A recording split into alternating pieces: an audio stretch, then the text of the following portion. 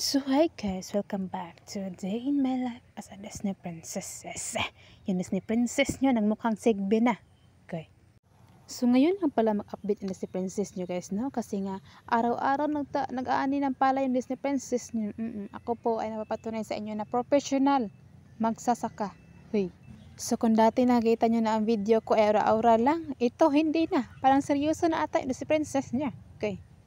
At syempre, kailangan magsipa na si princess niya kasi nga akalain mo, 10 yung binubuhay niya. Okay. Kaya bawal talaga ang tamad dito. Ha? Kung tamad ka, matulog ka na lang. Ha? Kung bago mo pantayan yung kasipagan ko, ay go. Hoy. So, yun nga pala guys, no? Dapat hindi tayo maganda lang dapat. Dapat madiskarte, independent, at syempre, masipag. So, araw-araw na kami nag-ani ng palay guys, no? Tapos, kapag maaga kami makapagtapos ng pagkain ng palay, ay mag-banding ang mga prinsipe at saka yung mga prinsesa. Huy! At dahil maaga natapos ang mga Disney princess at mga prinsipe nyo, ay ayan na, naghiwa na kami ng nangka. Huy! Alangan naman yung puso mo yung biyakin ko. Huy! Siyempre, ang nangka para mabusog tayo. At hindi mawawala yung ararahan ng princess nyo na kahit na yung mukha ay nagmukha ng sigbin yan. Okay. Ay wala pa rin akong pake na kahit maiitim yan na parang singit mo, ay wala pa rin akong pake. Ito kasi yung gusto ko. So anyways kasi sanay pala nakakaalam, ito yung gusto ko, ito yung buhay na ginusto ko na kahit ayaw ko. Hoy, ako'y nalilibog na ata. Ano ba? Gusto mo? Ginusto mo? Ano ba? Hoy, no choice lang talaga ang Disney princess nyo. Kaya ito naman talaga yung buhay na inaayawan ko. Pero dito ako dinala ni Lord. Hoy, iwan ko na lang. Baka ang laki ng kasalanan ko sa inyo. Okay. So, okay lang yan guys, no? As long as yung oras is worth it naman siya. O, diba? So, pinili ko itong buhay na to kasi nga, kumikita ako at saka aside from that, kumikita ako, ay monetize yung Disney princess nyo o makapag-content ako. Ha? Ayaw pagbuta, nabasin ka. Okay. So, anyways guys, tapos na kami nito, kaya nag-aura-aura na yung Disney princess nyo. Bago matapos ang video na to, ay dapat hindi mawala yung pag-aura niya. O, tingnan mo.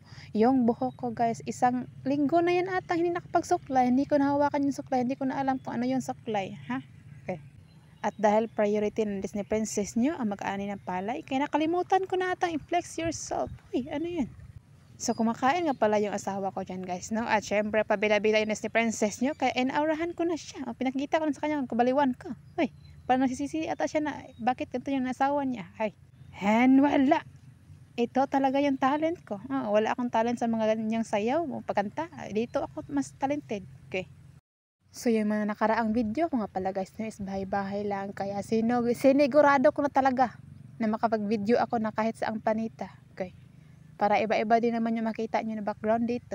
Hoy, parang nandito ata ako sa Amerika o ano ba? Hey, bisyosang palaka. So, para sa mga taong natataka sa akin kung bakit naging haggard yung Disney princess nyo, hindi lang haggard.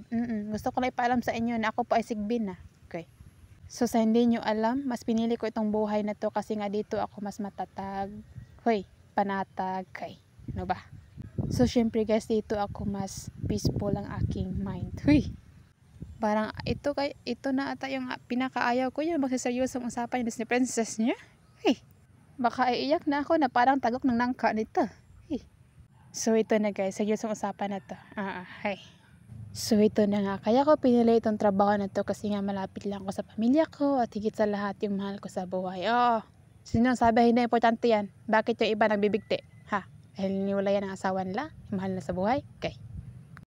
So, ayan lang guys, yung kaibahan lang naman dito is mainitim ka, kasi nga mainit siya, tapos nakababad ka sa araw, tapos ulan-init sa salubong mo, pero okay lang naman siya as long as kumikita ka, worth it din naman yan. Kaysa naman sa magtambay ka ng bahay nyo na araw-araw lang ka pagchismisan, hindi alam ng buhay ng iba, na habang yung iba is busy sa papayaman ng buhay nila. Sino ba yung mas logi dyan? Ha? Kaya pinili ko na hindi na bali mamukhang sigbin yung mukha ko.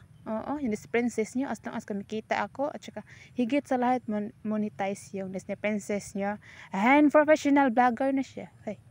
So, hindi matatapos ang lahat ng ito kung hindi akain ng grapes ang Disney princess niya. Okay.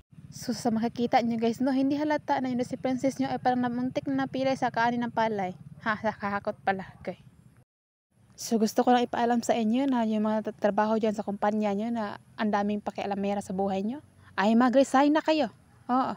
Okay. Baka hindi kayo makapagbayad ng utang niya. Okay.